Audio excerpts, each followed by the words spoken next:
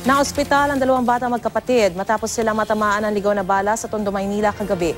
Kwento ng ina ng mga biktima, madalas umanong may nagpapaputok ng baril sa kanilang lugar.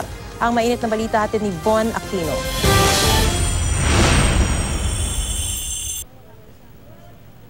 Galit at lungkot ang nadarama ngayon ng ina ng 5 taong gulang at 1 taong gulang na mga batang tinamaan ng ligaw na bala sa Dagupan Extension Street sa Gagalangin, Tondo, Maynila alas 8 kagabi.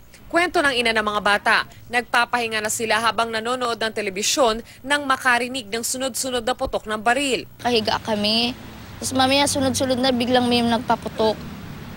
Doon na kami nagpanik na tinakita kong tinamaan yung 1-year-old kong anak. Pagbababa namin, sabi ng kapatid ko, ate, may tama din si Just. Doon ako mas lalong nataranta. Agad nilang itinakbo sa ospital ng Tondo ang 2 bata. Sa inisyal na investigasyon ng mga pulis, nagtamo ng 3 tama ng bala sa katawan ang 5 taong gulang na bata at 2 tama ng bala naman ang tinamo ng 1 taong gulang na biktima. Sa bahay ng pamilya makikitang tumagos sa pader na yero ang bala. Itinakbo sa ospital ng Maynila ang 5 taong gulang na biktima na bukod sa may tama ng bala ay nagkaroon din daw ng fracture sa braso. Pumasok yung bala sa loob ng tiyan. Ando pali, inoobserban pa siya ngayon.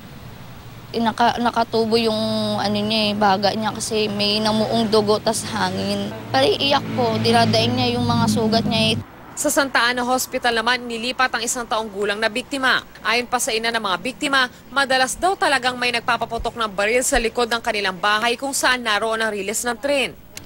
Hindi nila iniisip yung ginagawa nilang trip o kung mga adik man sila o ano. Sa 2 anak ko ay nagsakripisyo. Tinutunton na ng mga pulis ang nagpapatok ng baril. Von Aquino, GMA News.